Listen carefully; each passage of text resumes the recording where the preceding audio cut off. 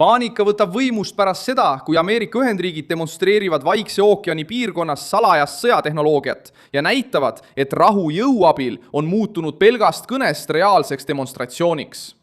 Big X Spirit, tuntud ka kui stealth-pommitaja, on üks kõige arenenumaid ja ikoonilisemaid lennukeid, mis seales ehitatud. Selle arendas Northrop Grumman Ameerika Ühendriikide õhujõududele ning see on loodud vargsi tegutsemiseks, kaugmaa täppispommitamiseks ja tuumavõimekuseks.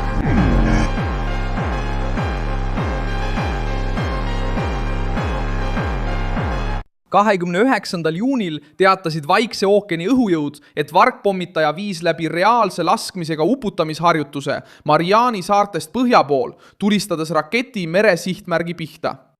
See teave muutis jõudude tasakaalu, sest B2 on alati olnud vargsi läbimurde sümbol, kuid nüüd ilmub see ka kui kaugmaa mereväerünnakute platvorm.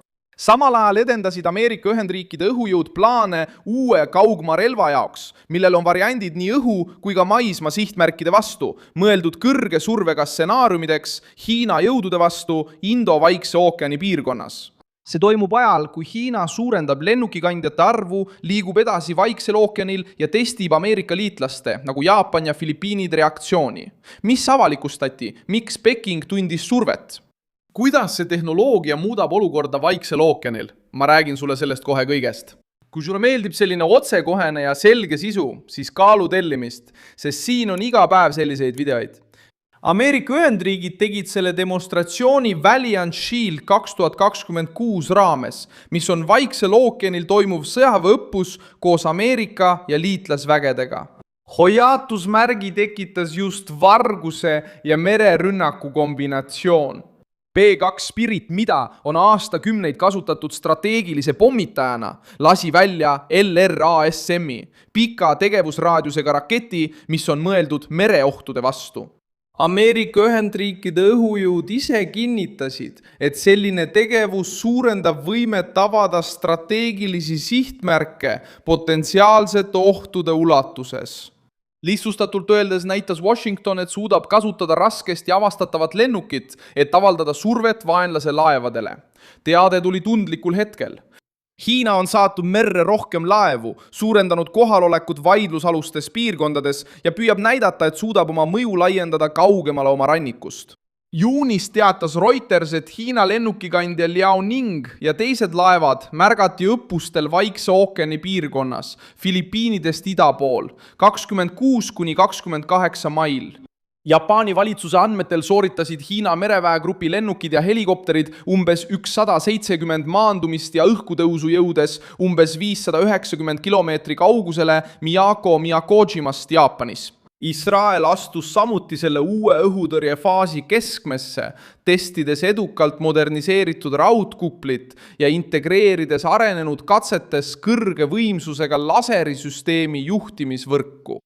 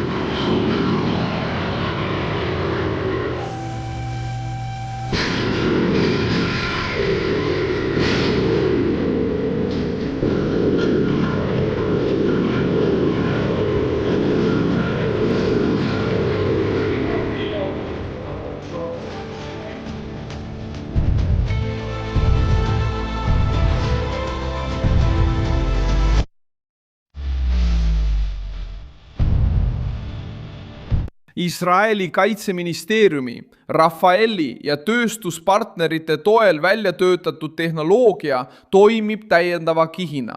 See võimaldab rakettide, droonide ja teiste õhuohtude tõrjumist väiksema kuluga iga tõrje kohta. Just Seal muutub sõnum terroristlikele rühmitustele ja vaenulikele režiimidele tõsiseks. Iisrael ei tugevda ainult seda, mis juba töötab, vaid valmistab ette kiiremat, odavamat ja raskemini massiivsete rünnakutega ülekoormatavat kaitset. Sõjaline surve ilmnes ka teisel pool Atlandi ookeani, NATO õppuste ajal Põhja-Carolina rannikul Ameerika Ühendriikides.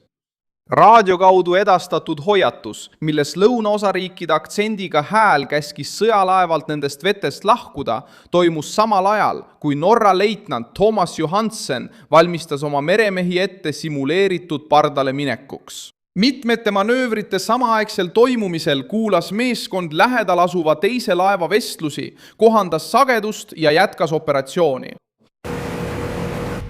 Commodori külastus ei ole kunagi hea. Nii et Commodori külastus on tüütu.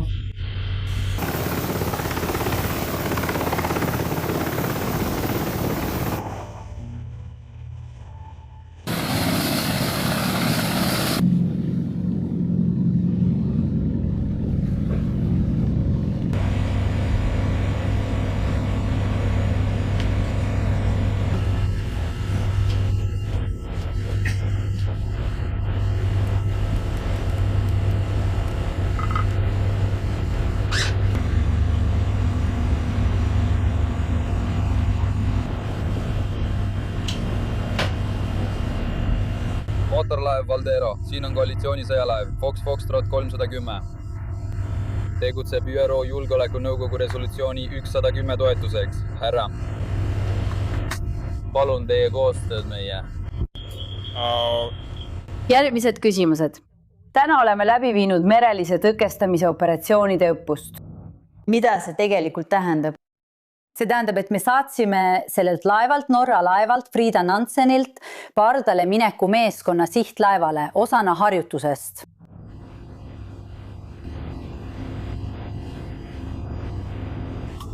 Agravauporiiskaubad, eelnevalt tasutud veotasu saadetud kastides. Meie tegime oma tavapärase tervituse ja püüdsime välja selgitada, kes need inimesed on, kuhu nad nüüd lähevad ja kust nad algselt tulid. Palun teavitage, kas pardal on loomi või mitte. Vastuvõtt. Nüüd meil tõesti oli kits. Meil oli kits, aga me sõime kitsed ära, nii et nüüd pole enam kitsi. Pole enam ühtegi looma. Kas laeval veetakse mõnda relva ja kus see asub? Vastuvõtt. Vaata, ei, meil ei ole ühtegi relva.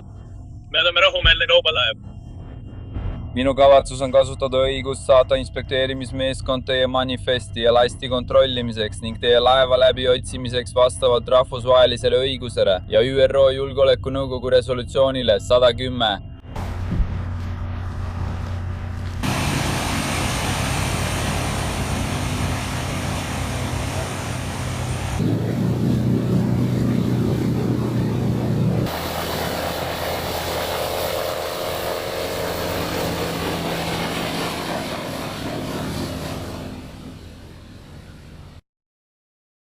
Ameeriklaste vastus ei ilmunud ainult merel.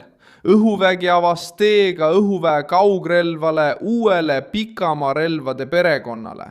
Spetsialiseeritud reportaažid teatasid, et projekti eesmärk on vähemalt 1000 meremiili ulatus, kus juures on olemas versioonid nii õhu kui ka pinna sihtmärkide jaoks. Idee on lihtne mõista. Pentagon soovib suurendada Ameerika vägede tegutsemisulatust olukorras, kus Hiina püüab takistada ligipääsu Vaiksele ookeanile, kaitsta oma laevu ja survestada Taiwani. See ei seisne ainult uue relva omamises. Eesmärk on luua eelis, et Hiina režiim ei saaks üksi valida kriisi kohta aega ega tempot. Pekingi šokk tuleneb just sellest sõnumist. Kui Ameerika Ühendriigid näitavad B2 koos L-räsmiga ja arendavad äärmise ulatusega relva, annavad nad Hiina kommunistlikule parteile teada, et Hiina mereväe laienemine ei jää vastuseta. Hiina režiim investeerib palju laevadesse, hävitajatesse, rakettidesse ja kohalolekusse Taiwani ümbruses. Washington näitab nüüd reageerimisliini, mis põhineb varjatusel, ulatusel ja õhuväe ning mereväe integreerimisel. See on heidutusvastus, mitte sõjakutse. mida rohkem Peking püüab piirkonda hirmutada, seda enam näitavad Ameerika Ühendriigid, et neil on veel trumpe varuks. Jaapan on samuti sellesse arvestusse kaasatud, sest ta asub piirkondliku pingete eesliinil. 17. juunil teatas Jaapani staap, et Jaapani hävitajad saadeti õhku pärast seda, kui 12. juunil tuvastati Hiina lennukid Ida-Hiina mere kohal. See näitab, et Jaapani, Taiwani ja Filipiinide ümbruse olukord muutub pingelisemaks. Hiina surve ei ole ainult mereline. See hõlmab ka lennukeid, droone, patrulle ja reaktsioonikatseid selliste liitlaste suhtes nagu Jaapan, Filipiinid, Austraalia ja Taiwan. See sõnum on oluline. See näitab, et Ameerika Ühendriigid ei räägi ainult piirkondlikust julgeolekust. Nad paigutavad ümber võimekusi, testivad integreerimist ja valmistavad ette vastuseid Hiina survestsenaariumiks. Washington tiib, et Vaikse ookeani piirkonnas algab sõda palju enne esimest lasku. See algab jõu tajumisest, liitlaste usaldusest ja hirmust kulude ees, mida vastane hakkab arvestama. Kui vastane mõistab, et edasiliikumine võib kalliks maksma minna, siis heidutus töötab. Hiina püüab maailmale müüa vältimatu suurvõimu kuvandit, kuid Ameerika jõudemonstratsioon lõikab selle narratiivi läbi. Hiina režiim võib ehitada lennukikandjaid, suurendada patrulle ja lükata oma laevad kaugemale. Kuid Ameerika Ühendriikide sõjatehnoloogia seab endiselt piirid. B2 koos LRSM-iga avaldab survet mere sehtmärkidele. Uus kaugmaa projekt näitab, et Washington soovib ohte tabada kaugelt. Jaapani reaktsioonid näitavad, et liitlased ei maga Hiina samme maha. Kõik see kokku muudab õhkkonda. Peking avaldab survet, kuid nüüd näeb vastuse kasvu. Sõda Vaikse ookeani piirkonnas oleks tõsine, kulukas ja ohtlik, kuid nõrkus on samuti oma hind. Kui autoritaarne suurriik tajub teise poole kõhklust, liigub ta edasi. Kui ta tajub valmisolekut, arvutab ta ümber. Ameerika Ühendriigid valmistuvad takistama Hiinal kriisi kulgu kontrollimast. Suur tänu, et vaatasite seda videot lõpuni. Toetage meie projekti ja aidake rahaliselt, kasutades ekraanil kuvatavat Pixi-võtit. Oleme sõltumatu kanal, mille eesmärk on hoida teid tõega kursis. Teie panus aitab meil jätkata.